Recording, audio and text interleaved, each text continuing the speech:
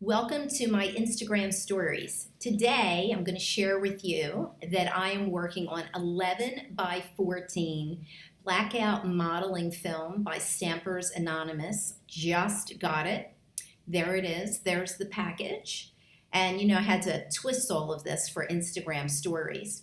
And I decided to go with a color palette today that I loved, and that is working with some various purples and pinks and, of course, Jacquard gold, my trusty blending solution, Senorita Magenta by Jacquard, some various purples, and in the description I will put all of the colors that I used here.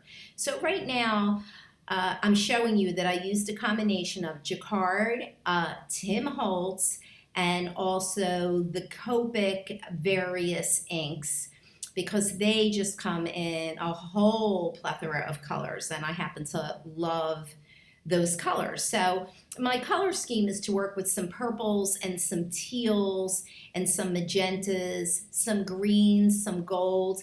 And then I blended some Snow Cap and Butterscotch to actually make a beautiful cream color.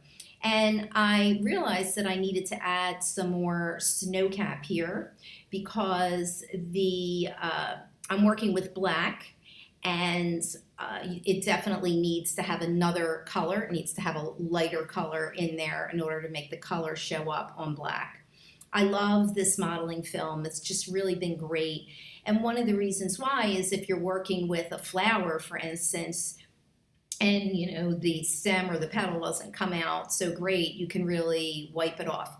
And so one of the first things that I like to do is I like to wet my area. I love Tim Holtz blending solution, and I just happen to love creating a very fluid look where my alcohol inks blend really well. So I'm showing you that I'm just adding a little bit more there, and I'm using canned air.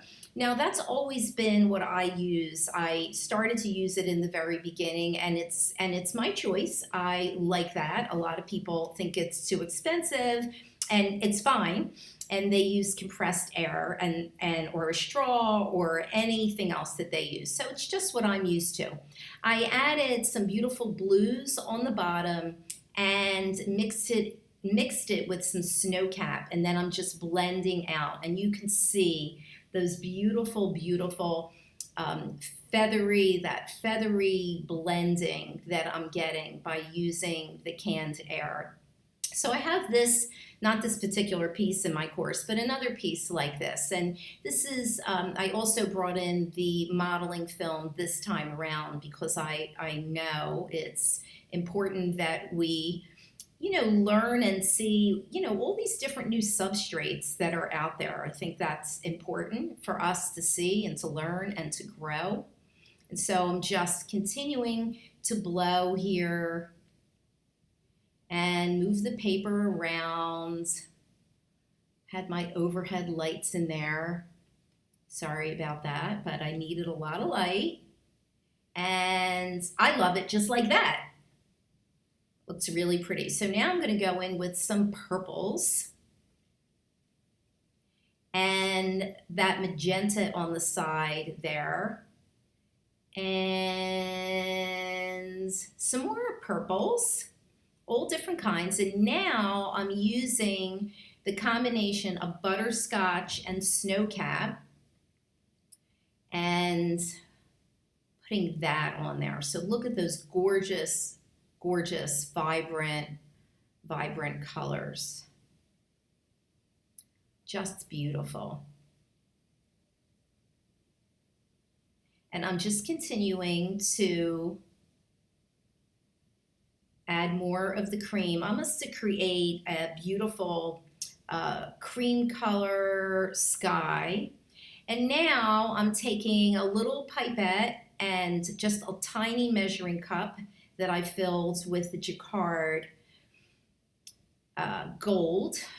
And then I like to add blending solution. So I definitely go through a lot of blending solution, and there's so many DIY ways to make it, and I give all those recipes in class too.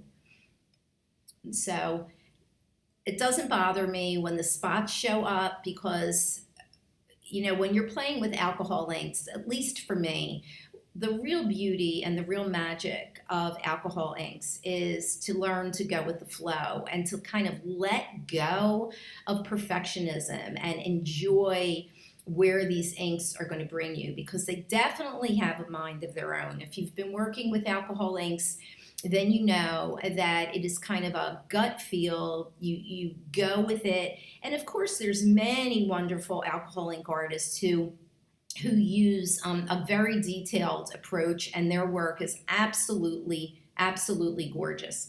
And now I'm bringing in a bit of a red color in there and adding some more Snow Cap on top of that. And then putting some butterscotch. And as I did this, I realized that butterscotch was a little too dark. So I went over and I got some Tim Holtz Dandelion, which is just such a gorgeous color, such a beautiful yellow. And I just feel it's really one of my new favorite colors by Tim Holtz. So now you can see all the colors are really just blending in beautifully, and I'm continuing to move it around, just add a lot more blending solution, because that's the key for me in getting the inks to flow and to move. And then of course more gold, because we could never have enough gold in our work. And just blowing it out, moving it in all different directions. In my expressive landscapes in my course, I just have tons of pieces like this. And really what I'm teaching you is not to create copycat pieces, because it's impossible with alcohol inks, but for my students to take their own colors, their own palettes that they want to work with, and just to be able to look at the skills that I'm teaching them, look at the techniques, and really hone their own voice and style from the very beginning. And you see that beautiful oomph of the air created that black piece coming through there. And that again is what I really love about working with any type of a black substrate. And I use paper by Paper Accents that's a black glossy. You can also use black vinyl as well to get a look that you love. And now just a little bit more cream. And so, I'm a mad artist who I always feel like I'm in this amazing lab when I'm creating and just kind of looking at my piece. And I've been doing this now for 7 years, and I feel like I really have a good handle on how the inks react and what they're going to do. And so just showing you the symmetry in this piece, where the beautiful corally magenta colors are on both sides. And even that little bit of the darkness up top kind of makes you feel that you're looking down from the sky into a beautiful mountain. And adding just a little bit more gold, a little bit of my kind of signature Snow Cap that I add for everything. And I'm just gonna continue to blow out. And this is also the same way that I make lots of my flowers in my bloom section in my class, as well as what I do in my circles of love and my florals in bloom. And so now I'm just turning the paper around and just kind of seeing is like, what direction, do I want it to go that way, or should it be another way? And now you get to see just those beautiful layers. And I'll continue to just blow out a little bit more. But this is, again, the 11 by 14 Stampers Anonymous modeling film paper. So thanks for joining me.